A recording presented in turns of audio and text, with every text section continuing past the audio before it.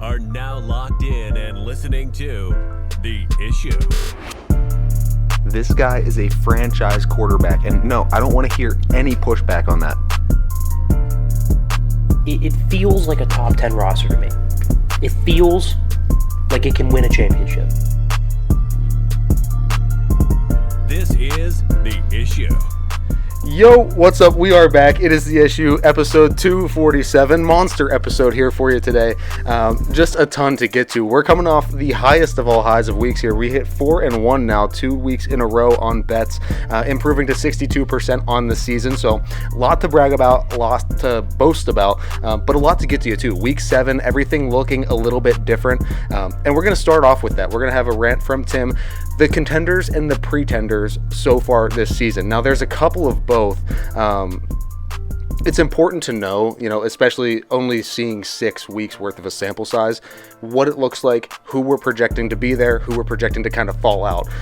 Then we'll get into hits and misses, go over where we were right and wrong, and then we will have our top 10 teams of the week. So going into week 7, our power rankings, what the NFL looks like as a whole snapshot right now, and then we're going to finish the show off in the second segment there with the week 7 predictions, along with the week 7 bets on a budget. But it's a good one. It's loaded.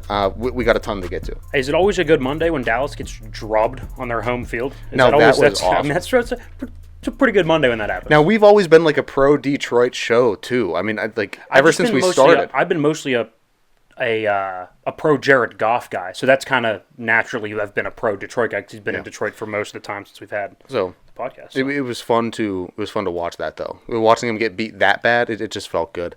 But guys, no matter how you're joining us today, we appreciate it. Whether you're watching the show on YouTube, Spotify, or Amazon Prime Video, or listening along on Apple Podcasts, Google Podcasts, Amazon Music, iTunes, iHeartRadio, and of course the iHeartRadio app. Guys, thank you, and this is The Issue.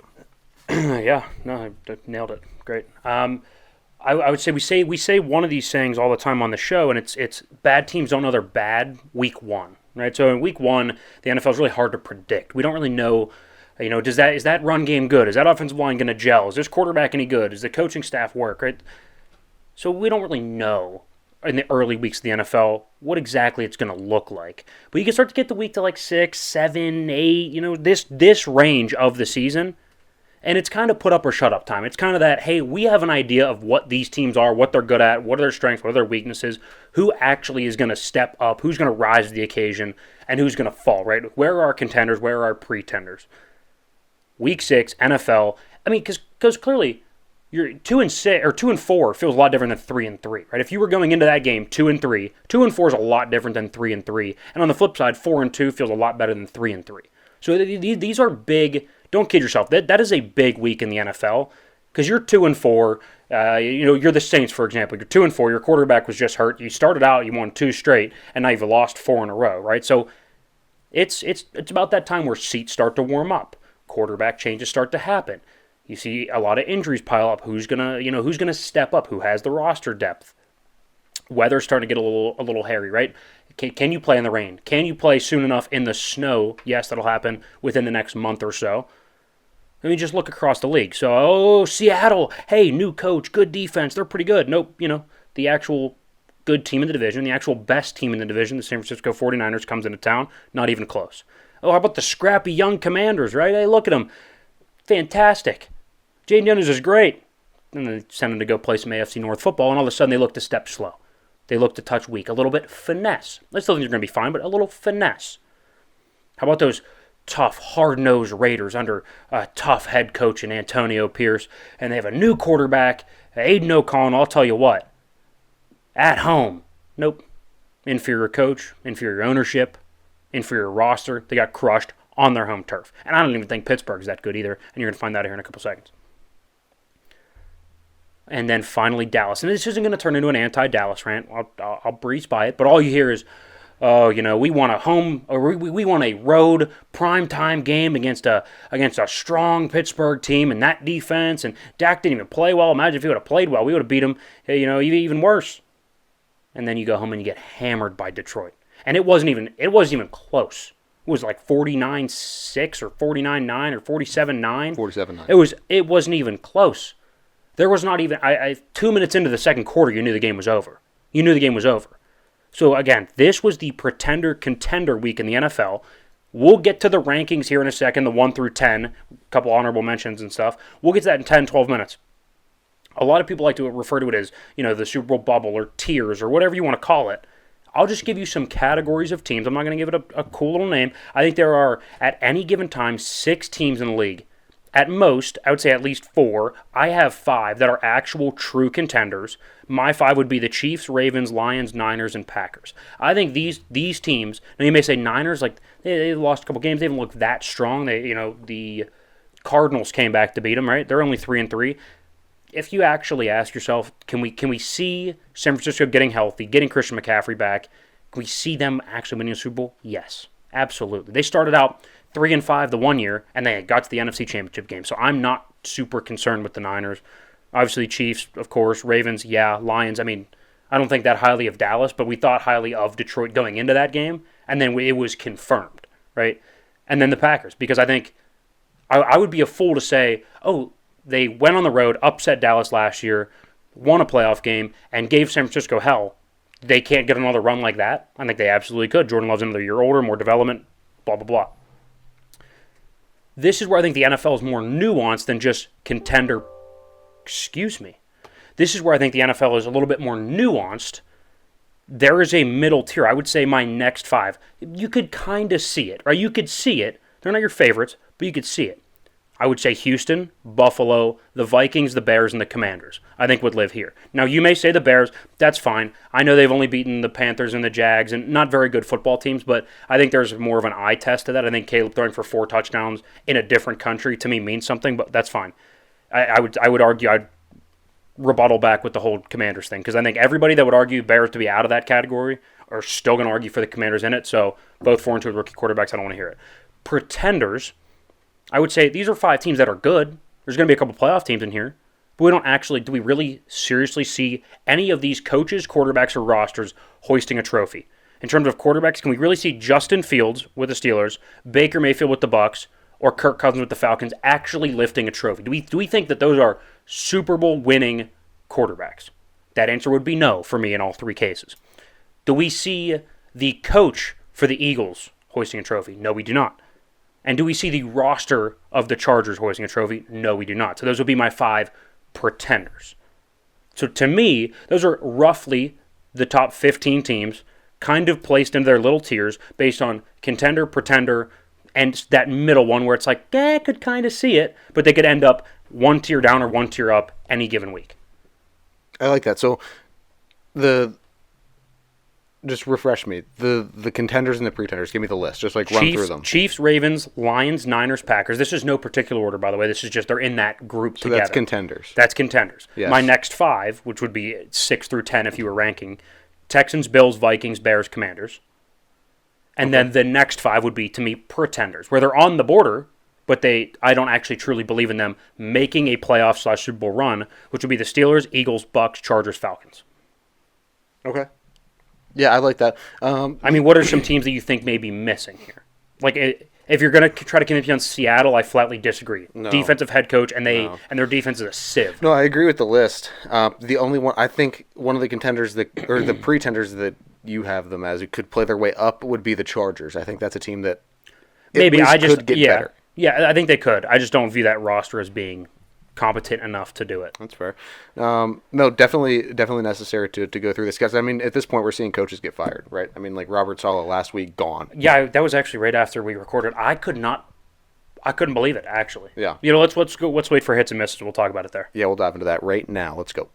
All right, hit number 1 here. Let's talk about those New York Jets. Of course, they fire head coach Robert Saleh after what I didn't think was a poor performance in London against the Vikings. I didn't think they looked bad. Did you? I didn't think they looked bad. No, it's just I'm just unsure on. We were never big fans of Robert Saleh to begin with. No, we weren't. So now let me ask you the question of discussion here. What do we think the actual problem is in New York, and do we think Robert Saleh actually was the problem? He may not have been the solution, but do we think he is the problem? If you had to make a pie chart of problem, We'll put ownership And leadership. like ownership, front office, Yeah. Robert Saleh, Aaron Rodgers, or just the general roster. Robert Saleh and the general roster, I think, is the bigger issue. So those two pieces of the pie chart would be larger. That's what I think so. Okay, I'm on the complete other side of this. I think Aaron Rodgers, and I think the ownership. I think ownership's poor. I think when you keep running through coaches, like they're going to go out and hire some Bobby Slowick or Ben Johnson, which they may be fine head coaches, but they're just going to keep doing this coordinator thing, coordinator. Right? Like if you would have came out and said the day Robert Saleh was fired or hired, you'd be like, hey, I think he's going to be fired in like 2.5 years. Everyone would be like, oh my God, you're not even giving him a chance. You don't know he was so good as defensive coordinator. Nobody knows. You don't know. Yeah. You don't know if Ben Johnson's going to be any good. You don't know if Bobby Slowick's going to be any good. And they're going to go try to do this coordinator thing again instead of making a call, relinquishing a little bit of power, and talking to Vrabel or Belichick or somebody that actually gives a damn. What did I say this weekend? Who did I throw out there? Oh, I'm trying to remember. Nick Saban. Okay, yeah. Go. I don't know That what would be his a number tough would. I don't sell. know what his number That would would be a really tough sell. 15 a year. I don't know what his number would be, but they're going to just do this coordinator thing again. And I don't think Aaron Rodgers is any good because I think the roster's bad because it's been the Aaron Rodgers. It's the hire Aaron Rodgers friends and family plan, and it's been an unmitigated disaster. But the lack of leadership from Robert Saleh was a glaring issue as well. Sure, I don't think that's crazy. Miss number one here, just everything Jaguars, and that's primarily for me. They were my team, mostly because I like Trevor Lawrence. Right, I've liked him since he was coming out of high school because he was actually at the top of the rankings, and the kid that was at our local high school was either number 2 or number 3, depending on which metric you looked at. So we knew of Trevor Lawrence in high school. And so I kind of followed his career at Clemson. I was backup for Kelly Bryant, which Kelly Bryant was a joke. So finally he overtook that and was a stud. So I've been a Trevor Lawrence fan forever. Jacksonville sucks.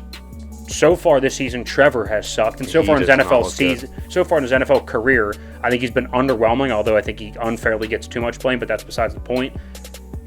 Not good for Jacksonville. Do you blow it up? Let's put it this way: is Doug Peterson the next coach fired? I think so. I mean, he was our prediction for the first coach fired. The thing, though, with Trevor Lawrence is obviously you're going to be expected to perform at a little bit of a different rate. When you win the national championship that early on in your college career and then have that sort of college career that you had and then make it to the NFL. As the number one overall pick. Exactly. Everybody expects big things. And we would think the same thing of Caleb Williams if he performed the way that Trevor has so far in his career. It's just any generational talent that comes in like that, you expect to be pretty good. So, yes, does he take more than he should? Probably. But at the same time, like, he's playing to the level of where it would be warranted. Yeah. Hit number 2 here. I would say it was weird because I just went on a little bit of a rant last week about how I think Antonio Pierce is one of the worst head coaches in football. And I think you saw that on full display on Sunday. The Raiders look completely lost. First of all, you can't be bad at the most important position, and they are horrendous at that position. Quarterback is just not their thing. Awful. They are just inept offensively. To me, it feels like I'm watching the Patriots with Belichick or Mayo, who doesn't matter.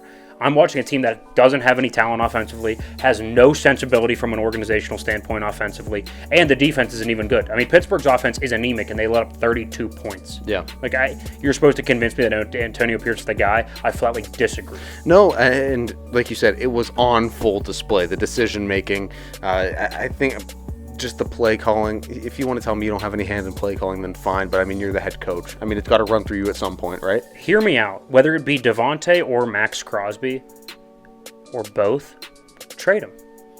Max Crosby to the Lions. I heard that because obviously they don't have Hutchinson now. Yeah. Interesting. And here's what I said. If you're the Lions, give them 3 firsts and say throw Devontae in there. If you think Crosby is worth 2 firsts, which I don't think so, I think he's probably worth the first and the second, and you think Devontae is worth like a third, like I'll give you 2 firsts and 2 twos. 2 1s, 2 2s, give us both. Think about that weapon room in Detroit that happened. That's what I'm saying, Dude, right? Devontae Adams, right. Amon-Ra. The 2 backs, Sam Laporta. Right, I do great offensive line, and you have Max Crosby.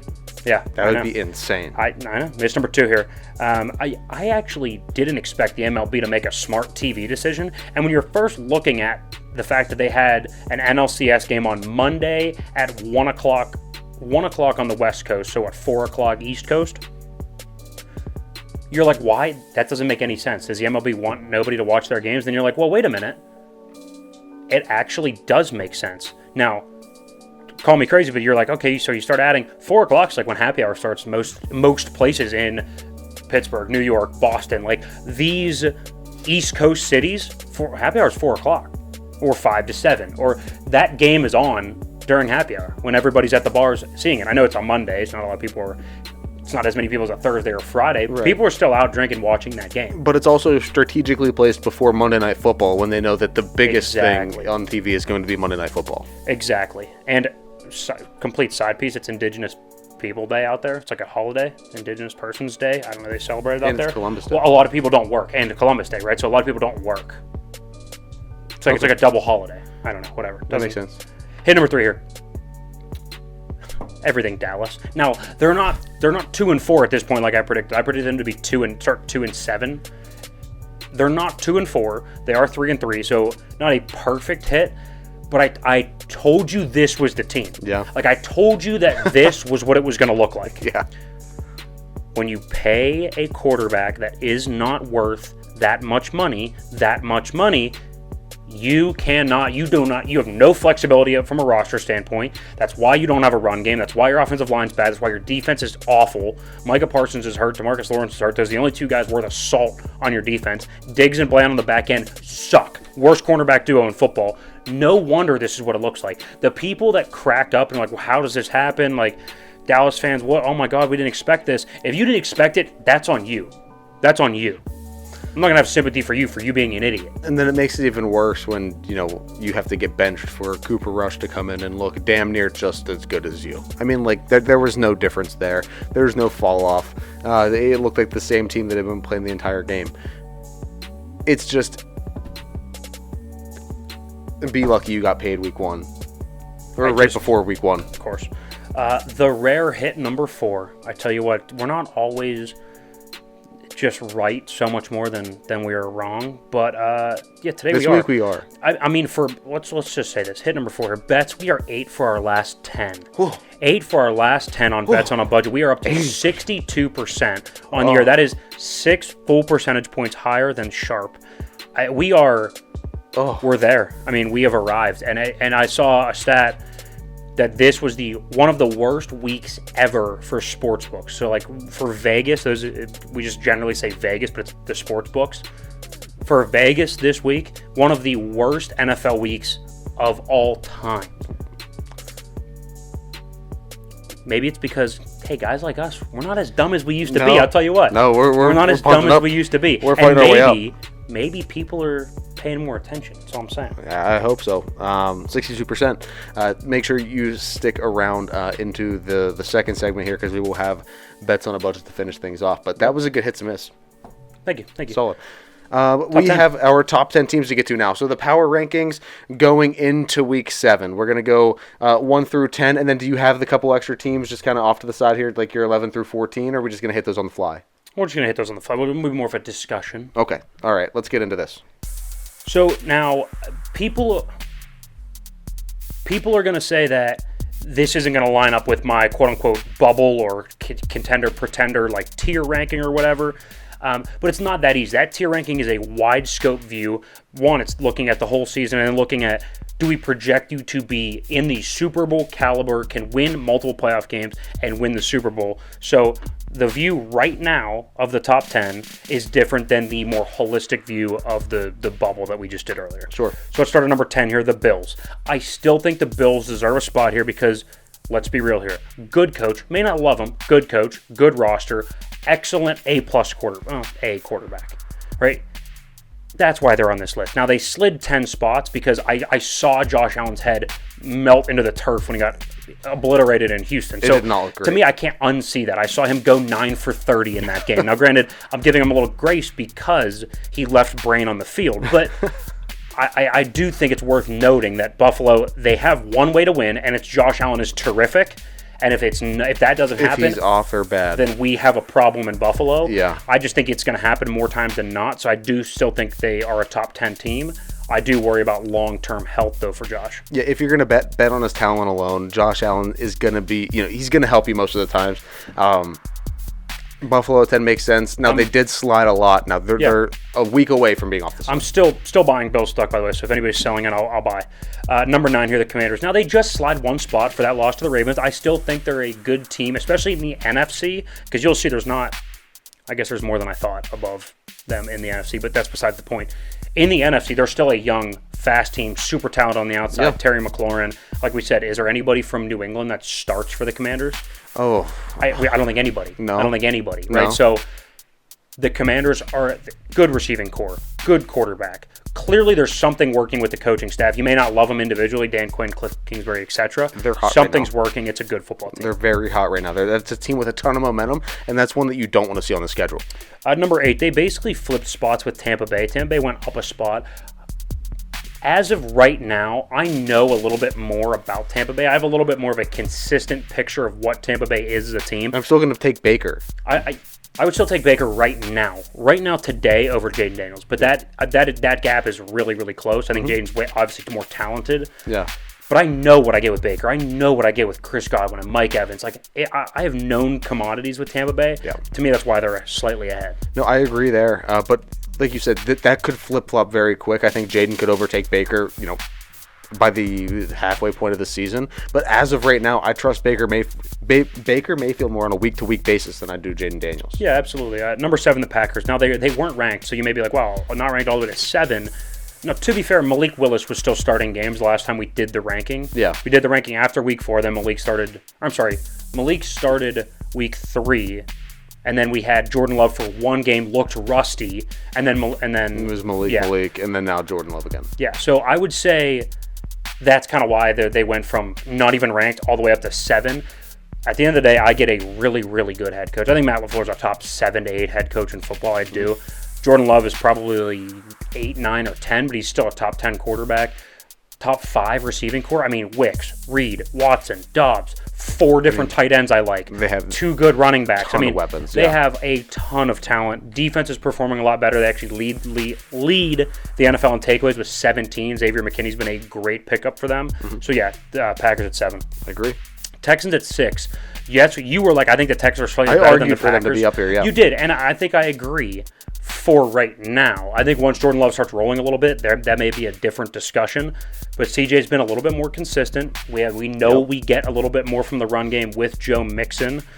So yeah, I would go with the Texans at just slightly ahead of the Packers. Slightly. I do like the defense in Houston. And they were 6th last time we did the rankings while they didn't move. Vikings at 5. Now, I know they slide one spot, even though they didn't lose. To me, it's a concern that Sam Darnold is Sam Darnold, right? Isn't it like...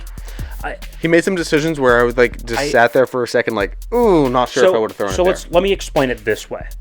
The Chiefs are number 1. Spoiler, sorry. They get the benefit of the doubt. It's almost like the reverse benefit of the doubt. You need to prove more when you're a guy that I've seen throw like 4 picks in a game in New York, right? Like, And especially when it's a roster that won the most one-possession games last year out of any single I think it was like 2 years. Yeah, it was like 2 years ago, I think. 2 years, yeah. But and also, I've seen that defense suck, right? Like, I know Brian Flores wasn't there last time it sucked. Like, last year he wasn't there. But I've seen that personnel be abysmal, awful, dreadful. You're not wrong. So I'm not saying coaching doesn't matter, but at any moment is this whole team on, what first things first on Fox like to say, pumpkin watch. Like, could they at any moment turn into the Saints from 3 weeks ago? Yes. Yes. I still think they're good. Good defense, good offense, obviously Kevin O'Connell, but vulnerable, let's say that. Okay. Number 4, the Niners. They move up 3 spots. And I know you're like, well, they lost Arizona and then they beat Seattle. Like, why'd they move up so many spots? Because they're getting healthy.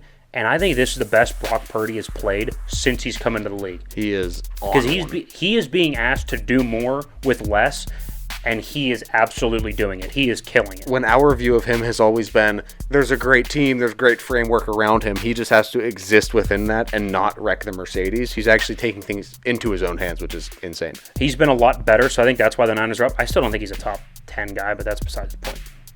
Lions at 3. They move up 2 spots from 5. I like this one. I'm not super high on the Cowboys, so I'm not going to be like, oh, that would be hypocritical of me to be like, oh, the Cowboys suck, but the Lions should get a ton of praise for drubbing them. But it was the road. Fashion and which, right? To go if they just on the beat road, them, walk into Jerry World, kick the door in, and beat them by, 32 points? 36 points, something like that? 47-9. Yeah, a drubbing. Like 38 points. 38 points. Yeah, that's absurd. That is insane. So, yeah, Lions at 2. I worry a little bit about Lions the at Aiden... 3. Or 3, sorry, up 2, my bad. Yeah, I worry about the Aiden Hutchinson thing, but I still get great quarterback, good weapons, good quarterback, good run game, good defensive line. Even without Hutchinson, they'll still be fine. Great offensive line. You can make a move. You can make deals. You can go find somebody to at least fill that gap for now. Like, what do you think the price point is for Devontae and Max together? Well, it's not like the Raiders are well run. 2 or like, 3 I think first and a couple guys. You tell me you can't fleece the Raiders? It's the Raiders. Yeah, well, Couple ones a second, yeah. Number 2 are the Ravens. They did not move at all. Stellar team. Still believe in Lamar. Wins 80% of his games, and then he's not playing somebody named Patrick Mahomes. And that is who is above him. Chiefs at number 1, Patrick Mahomes. Again, not a lot to say with those 2 teams. They didn't move. We still see them as probably... obviously, they're in the same conference, so they can't be the Super Bowl matchup, but those are the best 2 teams in football, I think. You're looking at the possible AFC championship matchup. It's going to be one of those 2. Or Houston's in there too. Who? Houston. No. Yeah, Houston's in there. Okay, so you're a Houston guy, so that's different. I disagree. They're with my that. team. If you can Fair enough. Let's if run you can back be through falsely confident in the Bears, I can be falsely confident in Houston. Oh yeah, so yeah, you're right. Let's see the 11 through 14. We don't actually have them listed out, but I would say to me the Bears are right in that. The Bears are absolutely right off of like the 12. list. Yeah, probably. I would say Pittsburgh is close. The Chargers are close, and the Falcons would be those would be the next 4. So like the Bears, the Steelers, the Bears, Falcons, Steelers, Chargers. Falcons, Chargers would be the next 4. Okay, And that would actually round out the 15 that we had in the bubble anyway. Okay. Run us through the top 10.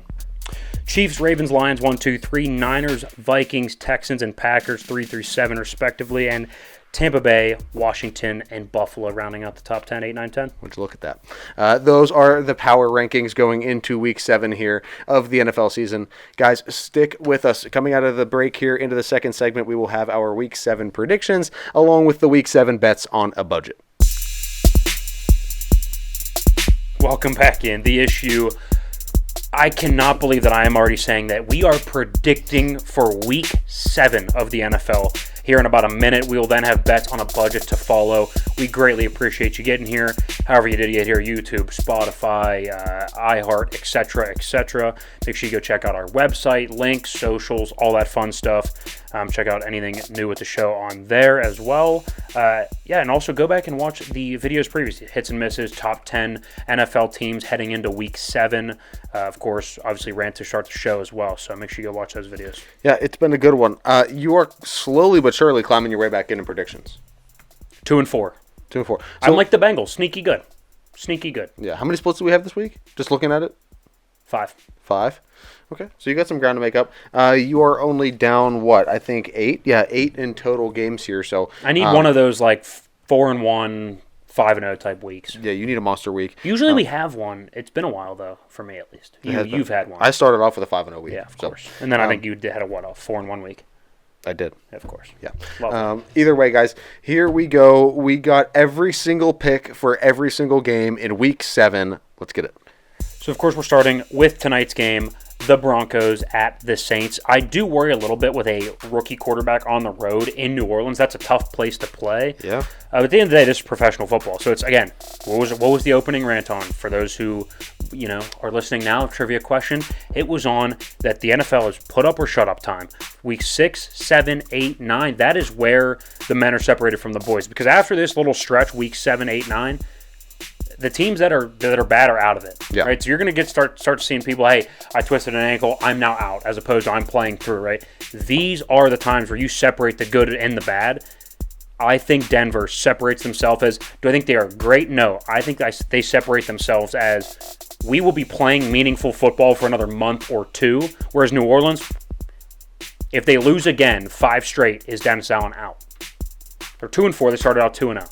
If they lose another one, now you're starting to talk hot seat, firing, etc., etc. Yeah. So this is a put up or shut up game. I'm so excited to watch it. I'm taking Denver. I'm taking the Saints. I just think.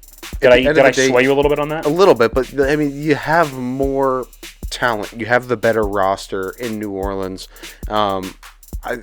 It's going to be a close game. It's a pick'em game. I'll take the Saints. It's fair enough. Fair enough. All right, Patriots at the Jags. We'll both take the Jags technically as the Jags, but it's actually in London. The Jaguars. I'm going to go with the Jags. Yeah. Isn't it in London? Yeah. Yeah. I'm going to go. Add that in. I got you. So Jacksonville actually just lost to Chicago in London. They stayed there. Yeah. Does that maybe help them a little bit? I tend to think so. We'll talk a little bit more about bets on a budget, which side in terms of numbers, but I like Jacksonville. I just have to add, are they just going to become the London Jaguars at some point? Do they have that little of a fan base at home? If they're bad consistently for another however many years, maybe. Oh, God. Okay. Yeah, maybe. Seattle at Atlanta. We're both going to go ahead and take Atlanta here. Yeah. I think it's a better football team. I think Seattle's overrated because I think Geno's overrated. And the defense, I'm concerned with its regression under new defensive head coach, Mike McDonald, so I'll go with the Falcons. Yeah, I'm going Falcons as well. Especially at home. Like, those domes, to me, both New Orleans and Atlanta, are weird and tough places to play. Teams can kind of go in there and get lost a little bit. So, Miami at Indianapolis. I think Miami's still starting Tyler Huntley or something. So until Tua gets back, I'm just going to pick against Miami, even though I don't love Indianapolis either. Yeah, I'm feeling the same way. There's just nothing that leads me to believe in Miami without Tua, which is crazy to say because we were never even that high on Tua in the first place. So, thought he's an average quarterback. He'll get the job done. He'll win you some games. You'll have a winning season, but you're not really going to do anything in the playoffs. His value is looking to be higher than we thought. The Lions at the Vikings. Second split of the week here. You like the Lions. Absolutely. I love the Lions. Please explain. Have you seen the running back duo? The overall team, the weapons. Jared Goff is playing his ass off. The defense looks great. I know it was Dallas, but they beat the living hell out of Dallas. When you can embarrass a team like the Dallas Cowboys on the road in Dallas, that's something to talk about. I think it's fair. I am going to go with the Vikings here. I know I just said that I do think more highly of the Lions in terms of a larger scope than I do Minnesota. But here's why I'm going Minnesota. Detroit, coming off of the highly emotional, destroys Dallas in Dallas, that flight home, and you lose Aiden Hutchinson. Can there be a slight dip in pass rush until they figure out kind of what configuration works? Sam Darnold, we know when he's comfortable, is a really good quarterback. Look at the Lions. Outside of the playoff games last year, was the opening night against the Rams one of the biggest regular season games they've played in the last decade? Probably. Right, probably. That's probably one of the biggest games. Right, was that the first Sunday or Monday night game of the year? Right, so I think that was week one. I think it was Sunday night. That was a massive game. And then what they turn around and lost to Baker and the Bucs at home. Right, so I think this team with Dan Campbell, really emotional coach. I think they can get a little too high up. I think Minnesota's going to bring them back down to earth. I think it's a really close game, but I like Minnesota in a close one. Give me the Lions. Eagles at the Giants. This one I definitely feel less good about, but I'm going to take, as I say to you, Los Gigantes. Give me the New York Football Giants. That's crazy. I'm telling you, as of 2024 statistics, I'm getting the better quarterback and I'm getting the better coach. I'm taking the Giants. I'm getting the better offensive line. I'm getting the better quarterback, and I'm getting the better coach in 2024. I don't want to pull up the stats. I don't have them pulled up, and it'll take me too long. Jalen Hurts turned the ball over more, has the same amount of touchdowns, doesn't actually run for that many more yards than Daniel Jones. Maybe I think it's like 75. I just looked the other day. And Daniel's been a more efficient passer and has been better in the red zone. I am absolutely taking the Giants. But you can't expect Daniel Jones to not Daniel Jones. Like, the fact that he's played this well is... I can't expect Jalen Hurts to not Jalen Hurts. He's been downright awful. He's been downright abysmal this year. He has been, by his standards, abysmal. By league standards, far below average. Far below average. I don't know. I just like the Eagles here. I'm just saying. Makes sense. I don't think you're crazy. But I think you're a little bit crazy. All right, I'm just throwing that out there. Titans at the Bills. I'm taking the Bills. Yeah, Bills. Put that on a shirt. I don't think you're crazy, and then try to put on the back. I think you're a little bit crazy. Just a tiny bit. Bengals at the Browns. Bengals are a better team. I thought for a second about the Browns because Joe Burrow struggled in Cleveland in his career, but I'll go with the Bengals. Yeah, I'll go with the Bengals as well. There's just nothing that leads me to have any sort of faith in Cleveland right now. Quarterback play is horrible. Coaching isn't great. The entire team is down. So, yeah, Cincinnati. This is one that we are split on. We were actually split on before we even started the cameras today. Oh, yeah. The Texans and the Packers, when we were discussing our top 10 list, we were like, hey, how do they jive? Like, who should be above who? I'm a Packers guy. You're more of a Texans guy in terms of this matchup. Yeah. I like the Texans. No style points don't matter, but I have seen them win a little uglier than I would have liked. Green Bay at home. It's now October in Green Bay. I get a warm weather dome team going up north. I can't shake the idea of them going to New York last year and CJ Stroud getting hurt, and they turned into, as a whole team, a pumpkin. I am taking the Packers over the Texans at home in Lambeau. No, Houston, please. Better team, better quarterback, better offense, better defense. Oh, okay. Well, I beg to differ on the defense, but that's fine. That's fair. It's just there were statistics that went both ways. I am taking Houston all day here. All right, fair enough. Raiders at the Rams. Rams are a better team. There's no explanation needed with that. We saw the Raiders this week. Same thing with this one. Panthers at Commanders. Commanders are a much better team. Yep, Jaden Daniels will have his way. Let's actually come back to the Chiefs-Niners because that is by far the game of the week. Let's actually jump to the Jets-Steelers. Okay. That is the Sunday night game. That's the prime time in Pittsburgh. Both like Pittsburgh there. I'm just curious, how do you see that going? Because that's absolutely a game that I could see Breece Hall running for 180 yards, and then Pittsburgh has 20 minutes in time of possession, just isn't able to get anything going, and they lose like a 13-6 game. How do I see that going? You want me to predict I'm taking a Pittsburgh. Steeler I'm game. taking That Pittsburgh.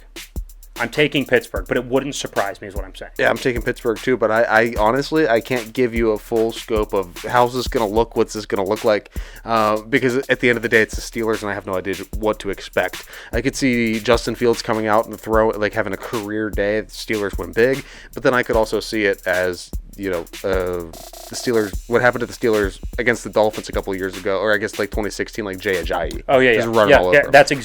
That is exactly what I thought about. Now, granted, this one's at home. I will take the Steelers. That's how I think it could go in a negative sense. How I think it will go is Justin Fields is going to run a lot and exploit that defense sideline to sideline. I like Pittsburgh like 20-16. Okay.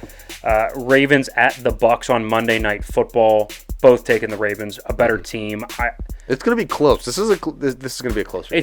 That is by far the better of the two games because that ends the Chargers traveling out to Arizona. Now Arizona's a fun team to watch, but they're not whacked. They're not a very good team. No, they're going to get whacked by the Chargers. I think they lack some physicality. I think the Chargers are going to be able to take advantage of it. Yep. Oh, sorry. Back to this one as well. I also realize the Vikings are coming off a bye. So, just saying, love that about it. Love that about it.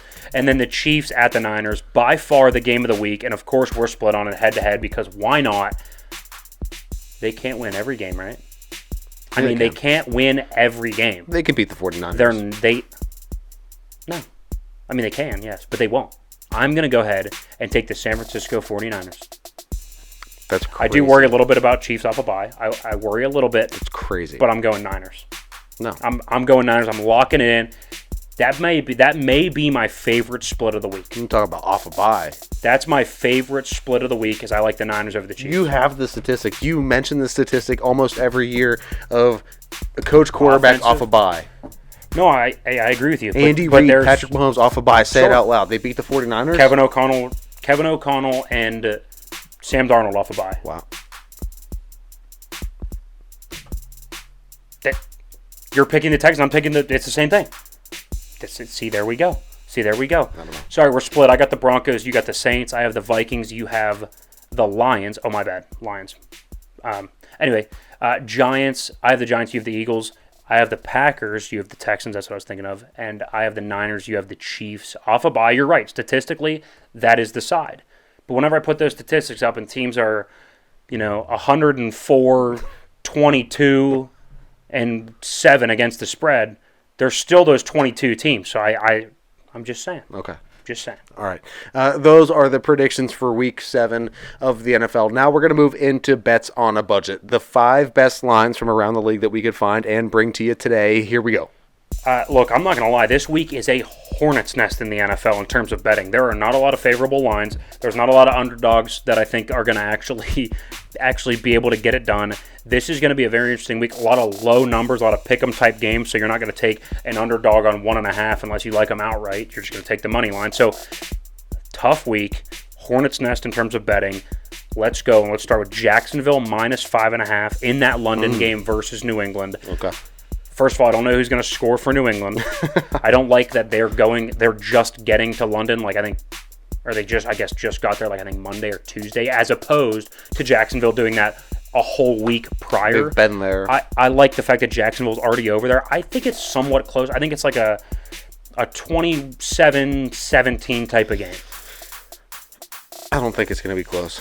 I like the Jaguars by a lot. Okay. There's just nothing in New England that I can hang my hat on right now at all. Nothing. Fair enough. And I like Drake May, There's but nothing. I don't love him yet. Atlanta -2.5 versus Seattle. I like that I'm getting the hook on my side. And I think For it's sure. actually big. When you think about the team specifically, Atlanta's kicker is an absolute weapon. Younghoe Koo is fantastic. He already has one game winner this year. I think he had 3 last year. So Atlanta has the leg for it. So could they be tied late and get a field goal? Yes, and I'm still covered. I like getting the hook at -2.5 versus Seattle, and I think Seattle's overrated. I'll take Atlanta. That's one I like a lot. Washington -7.5 versus Carolina. If it's under 10, should you just fade Carolina? If the spread is under 10, should you just fade Carolina and just swallow the points -7.5? That's absolutely. Normally, what I you would should do. never bet -7.5. I'd Absolutely always bet what you plus should do. 7.5. But it's Carolina. Not with We're the taking Panthers. Washington.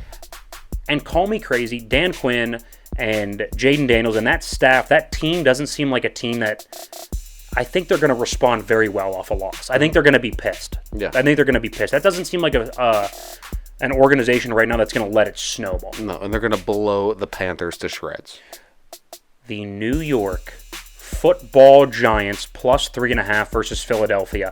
I know you like Philly, but clearly they're not that good of a football team, and I can get the hook on my side at +3.5. I'm gonna do it.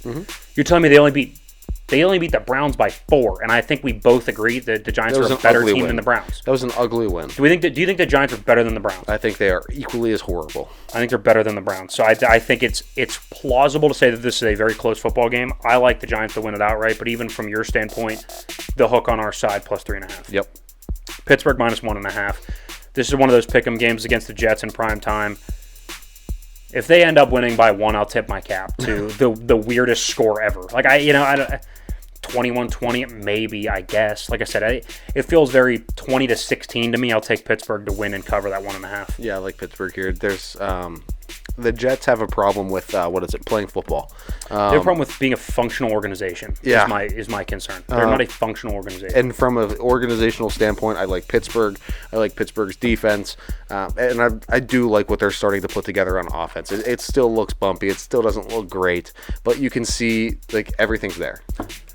You know what? Maybe I'll do the rant next week. I will. I'll save it for next week. But let's just. When are we going to accept that Aaron Rodgers isn't actually good anymore? Like, it's not that he's not Hall of Fame level. No. He's not even league average anymore. No. So I'll save the inner workings of that rant for next week after he gets drubbed by Pittsburgh. Not everybody can be Tom Brady. That's the thing. After he looks awful against Pittsburgh, then I'll be able to do that rant. Okay. Perfect. Run us back through.